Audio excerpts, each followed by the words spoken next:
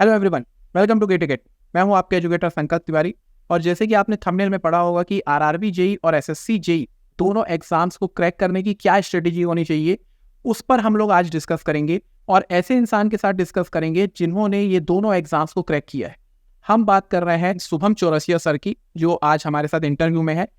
Shubham Chaurasia sir के बारे में मैं पहले बता दूं कि इन्होंने CPWD में अभी ये जूनियर इंजीनियर की पोस्ट पे हैं। इन्होंने SSC जेई एग्जाम्स क्रैक की और साथ ही साथ आरआरबी जेई एग्जाम्स को भी इन्होंने क्रैक किया था। मतलब दोनों एग्जाम्स को ये क्रैक कर चुके हैं। तो आप लोग को ये अच्छे तरीके से गाइड करेंगे कि किस प्रकार से आरआरबी जेई, क्योंकि अभी आपके सामने आरआरबी जेई है और साथ ही साथ अभी SSC जेई का मेंस भी है आप लोग के सामने। तो ये दोनों एग्जाम्स की स्ट्रेटेजी क्या होगी, किस प्रकार से आपको अपनी प्लानिंग करना है, किस प्रकार से CBT 1 की तैयारी करना है आरआरबी जेई की, किस प्रकार से CBT 2 की आरआरबी जेई की तैयारी करना है, और साथ ही साथ SSC जेई के बारे में भी बताएंगे। तो hello sir, welcome to GATE academy. Hello everyone. Sir, सबका यही अभी बहुत सारा क्वेश्चन आ रहा था, क्योंकि अभी आपने देखा कि जब आपने लास्ट टाइम दिया था आरआरबी जेई 2018-19 में, तो उसके बाद अभी वैकेंसी आई है लगभग 5-6 साल बाद। तो अभी बहुत सारे स्टूडेंट्स हैं, उनका ये डाउट आ रहा है कि सर CBT 1 को लेके हमको किस तरीके से प्रिपरेशन करना है, CBT 2 को लेके किस तरीके से प्रिपरेशन करना है। तो पहले हम लोग इस पर बात करेंगे और उसके बाद हम लोग, क्योंकि अभी SSC जेई प्रीलिम्स का रिजल्ट आया है, तो SSC मेंस में क्या स्ट्रेटेजी होनी चाहिए उस पर भी हम लोग बात करेंगे। और फिर आपकी क्या लाइफस्टाइल है CPWD में, जूनियर इंजीनियर को क्या फैसिलिटी मिलती है, क्या क्या कैसा चीज़ें रहती हैं, आपका क्या एक्सपीरियंस रहा, उस पर भी हम लोग डिस्कस करेंगे। तो पहले सर हम लोग बिल्कुल आरआरबी जेई को लेके कि आपका क्या एक्सपीरियंस रहा था और आप अपने से जूनियर्स और अपने से जो छोटे स्टूडेंट्स हैं उनको क्या स्ट्रेटेजी बताना चाहेंगे उसके। देखिए, आरआरबी जेई की प्रीलिम्स की आपको तैयारी करनी है तो वो CBT 1 आपको पता होना चाहिए कि पूरा नॉन टेक ही रहता है वो।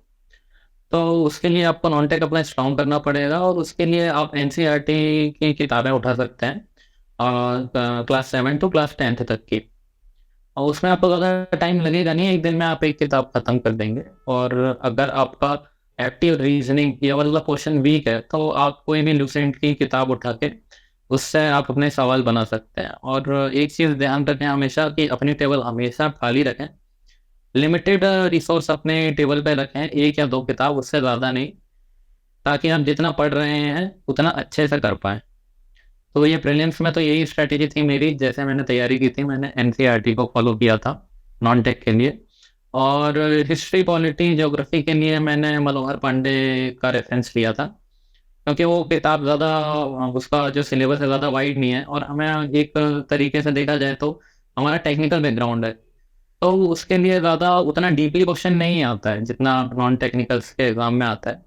तो आपको एक ओवरव्यू की जनरली ज़रूरत रहती है, जो मनोहर पांडे सफिशिएंट है उसके लिए। तो बस मैं तो यही कहना चाहूँगा कि आप अपनी टेबल जितनी से जितनी खाली रख सकते हैं, जितने लिमिटेड रिसोर्सेज रख सकते हैं, ताकि उनको आप अच्छे से कर पाएँ। प्रीलिम्स की तो मेरी यही स्ट्रेटेजी थी। और उसके बाद मेंस की बात करें, मेंस में ऐसा है कि आप जितने ज़्यादा क्वेश्चन सॉल्व करेंगे, एक कोई भी अच्छे इंस्टीट्यूट का आप टेस्ट सीरीज ले सकते हैं। और जो प्रीवियस ईयर क्वेश्चन हैं आपके SSC जेई के गेट के 1 लाइनर्स, इनको जितना ज़्यादा आप सॉल्व करेंगे, जितने क्वेश्चंस की आप प्रैक्टिस करेंगे, उतना आपके लिए बेनिफिशियल रहेगा। तो जैसे कि बहुत सारे स्टूडेंट्स ये भी बोल रहे हैं कि क्योंकि आप भी टेक्निकल बैकग्राउंड के हैं, तो जनरली नॉन टेक पढ़ने में बहुत स्टूडेंट्स को दिक्कत आती है। और CBT 1 जैसे आपने बताया कि टोटली नॉन टेक है, क्योंकि इसमें aptitude, reasoning, science, aptitude reasoning लगभग 55 मार्क्स हो गया और 30 मार्क्स हो गया, फिर 15 आपका GS हो गया। तो उस समय सर आपने क्या स्ट्रेटेजी अपनाई थी? क्या टेस्ट सीरीज से आपको फ़ायदा हुआ था, या आपने कुछ रिवीजन की कुछ अपनी स्ट्रेटेजी रखी थी, या किस प्रकार से आपने CBT 1 को क्वालिफाई किया था? क्योंकि सबसे बड़ा अभी यही आ जा रहा है दिक्कत बहुत सारे स्टूडेंट्स को कि कट ऑफ क्लियर करना है CBT 1 का, तभी वो CBT 2 में जा। करेक्ट। हाँ, देखिए मैं जब प्रिपरेशन कर रहा था तो मेरा एप्टी रीजनिंग वाला पोर्शन स्ट्रांग था, तो उसके लिए मुझे उतनी ज़्यादा मेहनत नहीं करनी पड़ी थी।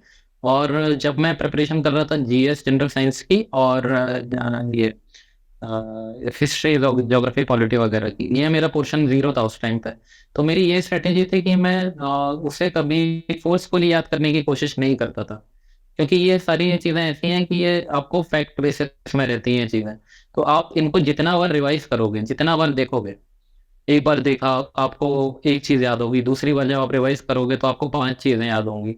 तो ये मेरी स्ट्रैटेजी थी कि मैं बस रिवाइज़ करता था, मैं याद करने की कोशिश नहीं करता था इन चीज़ों को, जो फैक्चुअल जो डेटा डेटा वाली चीज़ें हैं, उनको आप याद करेंगे तो आप बहुत ज़्यादा परेशानी में पड़ सकते हैं। उससे बेटर ये है कि आप उसको जितनी बार रिवाइज़ करेंगे, उतना ही आपके लिए बेनिफिशियल रहेगा वो। 1 बार पढ़िए, 2 बार पढ़िए, 3 बार पढ़िए, बस आपको बस उसको पढ़ना है। जैसे आप न्यूज़पेपर को पढ़ते हैं ना, और न्यूज़पेपर पढ़ने के बाद आपको पूरा न्यूज़पेपर तो याद नहीं रहता, लेकिन जो-जो मेन-मेन हेडलाइन है, वो तो याद हो जाती है। वैसे ही आपको उस चीज़ को फ़ॉलो करनी है। आपको इम्पोर्टेंट चीज़ें याद रखनी है और जितनी बार आप रिवाइज़ करेंगे, वो चीज़ें आपके दिमाग में बैठती जाएँगी। तो ये इस तरीके से मेरी स्ट्रैटेजी थी जीएस और बाकी सब्जेक्ट्स को लेके, जो फैक्चुअल डेटा में बेस्ड था। और फिर लगभग सर सीबीटी 1 के बाद मेरे ख्याल से 2 से 3 महीना था शायद आपके पास सीबीटी 2 के लिए। हाँ, सीबीटी 2 के लिए तो यही स्ट्रैटेजी है कि आप एक कोई अच्छे इंस्टीट्यूट का टेस्ट सीरीज़ लीजिए। जितनी ज़्यादा प्रैक्टिस कर सकते हैं उस टाइम पे आप शॉर्ट नोट्स रिवाइज़ कीजिए। आपको ज़्यादा डीप में पढ़ने की ज़रूरत नहीं है, क्योंकि हमें नॉलेज के लिए अभी नहीं पढ़ना है। हमें पढ़ना है एग्ज़ाम क्रैक करने के लिए। तो आपको केवल वही चीज़ पढ़नी है जो एग्ज़ाम में पूछी जा रही है। आपको ये सारी चीज़ें नहीं पढ़नी है कि उससे आपको नॉलेज अपना बढ़ाना है या क्या करना है। आपको इसलिए पढ़ना है कि आपका एग्ज़ाम क्रैक करना है। तो ऐसी चीज़ें पढ़ें जो एग्ज़ाम में पूछ रहे हैं। जैसे आप इसके प्रीवियस ईयर के 2-3 क्वेश्चन पेपर उठा सकते हैं और पैटर्न में आप इसका एनालिसिस कर सकते हैं। ये किस तरीके के क्वेश्चंस ये जनरली पूछ रहे हैं या पूछे जा रहे हैं। तो आप उससे एक अपना एनालिसिस तैयार कर सकते हैं कि इस तरीके के क्वेश्चन पूछ रहे हैं ये। तो उसी डायरेक्शन में आपको प्रिपेयर करना है। और जितने से ज़्यादा आप क्वेश्चन्स कर पाएँगे, जितनी ज़्यादा प्रैक्टिस आप कर पाएँगे, उतना आपके लिए अच्छा होगा।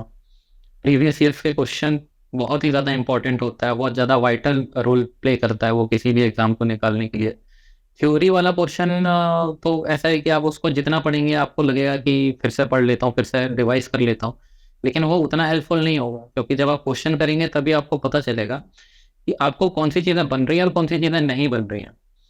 तो हाँ, ये मेरी स्ट्रैटेजी थी कि मैं डायरेक्ट थ्योरी में ना जाके सीधा मैं क्वेश्चन पे अटैक करता था। और जहाँ पे मुझे लगता था कि नहीं, मेरा ये कांसेप्ट क्लियर नहीं है, तो फिर मैं उस चीज़ की थ्योरी उठा के और फिर मैं अपने कॉन्सेप्ट डेवलप करता था वहाँ से। तो इस तरीके की स्ट्रैटेजी आप अपना सकते हैं। इसमें आपका टाइम भी कम वेस्ट होगा और क्वेश्चन की प्रैक्टिस भी आप ज़्यादा कर पाएँगे। इसीलिए सर हम लोग अभी गेट एकेडमी के प्लेटफॉर्म में मैंने अभी पीवाईक्यू सीरीज स्टार्ट किया हूँ। उसमें मैंने पूरा अभी लगभग 2019 का पेपर डिस्कस किया है। तो ये सर के द्वारा आपको पता चला कि सीबीटी 1 में और सीबीटी 2 में आरआरबी जेईई में आपको क्या स्ट्रेटेजी अपनानी। अब क्योंकि सर एसएससी जेईई भी साथ में क्रैक किए हैं और अभी वो सीपीडब्ल्यू डिपार्टमेंट में है, जूनियर इंजीनियर की पोस्ट में है। तो जनरली सबका ड्रीम जॉब रहती है सीपीडब्ल्यूडी में जाना, सीपीडब्ल्यू डिपार्टमेंट पाना। तो सर अभी एसएससी जेईई प्रीलिम्स का रिजल्ट भी आया है और कई स्टूडेंट्स ये पूछ रहे हैं कि सर एसएससी जेईई मेंस में क्या स्ट्रेटेजी होना चाहिए, क्योंकि आप जिस समय क्रैक किए थे उस समय शायद मेंस सब्जेक्टिव पेपर होता था। अब हाँ, तो कन्वेंशनल होता था उस टाइम पे। ऑब्जेक्टिव पेपर हो गया है। तो अब मेरे ख्याल से 1 आध 1.5 महीना में हो जाएगा पेपर। तो उसमें क्या स्ट्रेटेजी हाँ, हाँ। अपनाएंगे? और फिर साथ ही साथ ये भी बता दीजिए कि एसएससी जेईई प्रीलिम्स वाले जो अब नए स्टूडेंट्स आएंगे उनको भी क्या अभी सबसे पहले तो जिनका एसएससी जेईई का प्रीलिम्स निकला है उनको बहुत-बहुत बधाइयाँ। और जिनका नहीं निकला है वो और अपनी मेहनत को और आगे बढ़ा सकते हैं। निराश होने की ज़रूरत नहीं है, यहाँ से और आपको एक मोटिवेशन लेके चलना होगा ये एग्ज़ाम निकालने के लिए। तो अभी जिनका प्रीलिम्स निकल गया है उनके लिए मेंस की तैयारी के लिए तो जो स्ट्रैटेजी कॉमन है, सारे एग्ज़ाम्स के लिए स्ट्रैटेजी कॉमन है। बस आपको उस एग्ज़ाम का पैटर्न पकड़ना होता है। जैसे अभी आपको संकल सर ने बताया कि इन्होंने प्रीवियस ईयर के इन्होंने सीरीज़ चालू की है, वो बहुत अच्छा इनिशिएटिव है। ऐसे ही आप एसएससी जेईई के प्रीवियस ईयर्स के क्वेश्चन कीजिए जितने ज़्यादा से ज़्यादा हो सकते हैं सीबीटी 2 के लिए एसएससी जेईई के। और इसमें आप ईएसई मतलब इंजीनियरिंग सर्विसेज के वन लाइनर्स एंड गेट के वन लाइनर्स पे आप जा सकते हैं।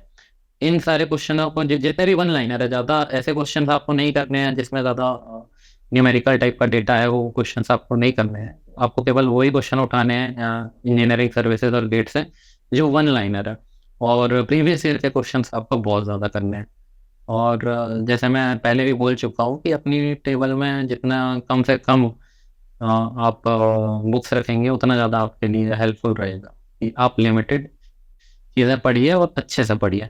ये स्ट्रेटजी हमेशा आप फॉलो कीजिए और प्रीवियस ईयर के क्वेश्चंस को कम से कम 10 बार लगाइए। और उसके बाद जो टेस्ट सीरीज भी बहुत इंपॉर्टेंट है। वो आपका एक एनालिसिस करके दे देती है और लगभग प्लस माइनस आप 5 नंबर या 10 नंबर ऊपर नीचे कर सकते हैं। जितना आपका टेस्ट सीरीज में स्कोर आ रहा है लगभग उतना ही आपका फाइनल स्कोर होता है। तो टेस्ट सीरीज आप जितने अच्छे से करेंगे और जितनी बार रिवाइज करेंगे वो आपके लिए बेनिफिशियल रहेगा बहुत ज़्यादा। और अभी इस टाइम पे कंपटीशन भी बहुत ज़्यादा बढ़ गया है जब से CBT2 ऑब्जेक्टिव हुआ है। कन्वेंशनल में ऐसा था कि उसके लिए आपको पूरा एक न्यूमेरिकल रहता था, टाइम का लिमिटेशन रहता था, बाउंडेशन रहता था। तो उस टाइम पे कंपटीशन रिलेटिवली मेरे हिसाब से, मेरे अकॉर्डिंग कम था। लेकिन ऑब्जेक्टिव में ऐसा है कि ऑब्जेक्टिव में कंपटीशन इतना ज़्यादा है, टेक्निकल का नॉलेज अब काफ़ी लोगों को ऑब्जेक्टिव के हिसाब से बहुत ज़्यादा हो चुका है। तो उसमें कंपटीशन भी बढ़ गया है और उस कंपटीशन को आपको तोड़ने के लिए यही करना पड़ेगा कि जितनी ज़्यादा प्रैक्टिस आप कर सकते हैं वही आपको फॉलो करना पड़ेगा। और इस सिचुएशन में हार्ड वर्क के अलावा और कोई रास्ता नहीं है, कोई आसान रास्ता होता नहीं है कोई भी एग्ज़ाम क्रैक करने के लिए। तो जितनी ज़्यादा आप मेहनत करेंगे, जितना ज़्यादा आप मॉक टेस्ट लेंगे, उतना ज़्यादा आपको वो हेल्पफुल रहेगा फाइनल एग्ज़ाम के लिए। तो और एक और क्वेश्चन सर, ये तो आपने SSC JEE प्रीलिम्स और मेंस दोनों के बारे में बताया कि किस प्रकार से प्रिपरेशन करनी है। सर बहुत सारे ये भी रहता है कि जैसे कि आप CPW में हैं अभी जूनियर इंजीनियर के पोस्ट में, तो आप बता सकते हैं कि वहाँ पे क्या चीज़ें, मतलब क्या क्या फैसिलिटी आपको मिल रही है और प्रमोशन कैसा रहता है वहाँ पे। आप जूनियर इंजीनियर से आप नेक्स्ट असिस्टेंट एग्जीक्यूटिव इंजीनियर हुआ या असिस्टेंट इंजीनियर के पोस्ट में आप कब जा सकते हैं, क्या यहाँ पे कोई डिपार्टमेंट एग्जाम होती है, ये सारी क्यूरीज की, और डिपार्टमेंट के बारे में कैसा ट्रेनिंग वगैरह कैसी रहती है, ये सब चीज़ें भी स्टूडेंट्स के दिमाग में थी, तो उसके बारे में हाँ, बिल्कुल। जैसे आप जो मान के चलिए आपने SSC JEE CBT2 भी क्रैक कर लिया, तो उसके बाद डॉक्यूमेंट वेरिफिकेशन होगा आपका। डॉक्यूमेंट वेरिफिकेशन होने के बाद मेडिकल होता है और उसके बाद आपको रीजन अलॉट होता है। CPWD 5 रीजनों में काम करता है। सबसे पहला नॉर्थ रीजन, फिर उसके बाद आता है west region, south region, east region and north east region. तो आप अपनी प्रेफरेंस भर सकते हैं कि आपको कौन सा रीजन चाहिए। CPWD की वेबसाइट में आपको कौन सा स्टेट कौन से रीजन में आ रहा है ये भी आपको मिल जाएगा। वहाँ से आप जाके अपने रीजन सेलेक्ट कर सकते हैं। फिर वहाँ रीजन आप प्रेफरेंस भरेंगे तो रीजन अलॉट होगा। उसके बाद आपकी ट्रेनिंग होती है, कंपलसरी ट्रेनिंग होती है 6 मंथ्स की। 4 रीजन में 4 जोन डिवाइड किए गए हैं। वहाँ पे जैसे मेरी ट्रेनिंग हुई थी ईस्टर्न रीजन में, तो उसका जो हेडक्वार्टर है वो है कोलकाता में। नॉर्थ रीजन की बात करेंगे तो उसका दिल्ली में है और वेस्ट की बात करेंगे तो उसका मुंबई में है। इन जगहों पे आपकी 6 महीने की कंपलसरी ट्रेनिंग चलेगी, 6 महीने की कंप्लीट। फिर उसके बाद आपकी पोस्टिंग होगी। पोस्टिंग में भी ये आपसे पोस्ट प्रेफरेंस मांगेंगे। 3 चॉइसेस देते हैं जनरली कि आपको कौन सी जगह जानी है या कौन से शहर में आपको जॉब करनी है।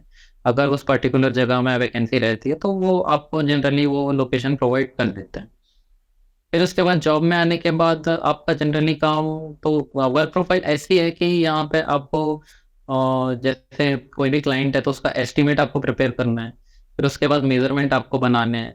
फिर उसके बाद जितने भी आपको एनालिसिस वगैरह करने रहते हैं, रेट वगैरह निकालना रहता है, वो निकालना रहता है। और वर्क लाइफ बैलेंस की बात करें तो काफ़ी अच्छा है यहाँ पे।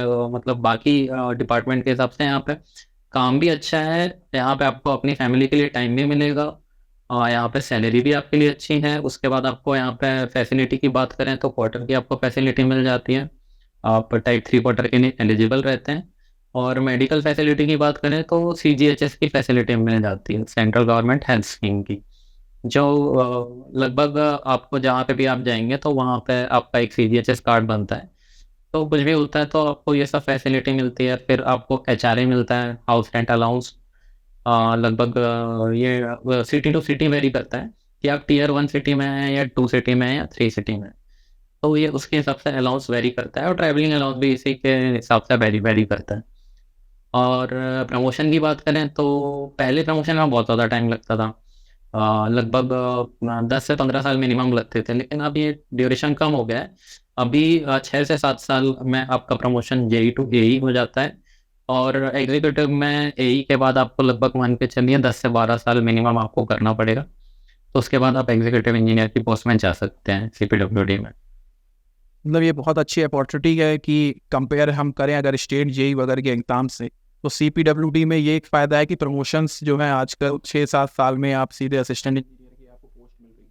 हाँ, एक बेनिफिट यहाँ पे ये भी है कि कोई भी लोकल इंटरफेरेंस नहीं है यहाँ पे। आप सेंट्रल गवर्नमेंट में हैं, तो कोई भी लोकल पॉलिटिशियन आपको कोई भी इंटरफेयर नहीं कर सकता, आप अपने हिसाब से काम कर सकते हैं।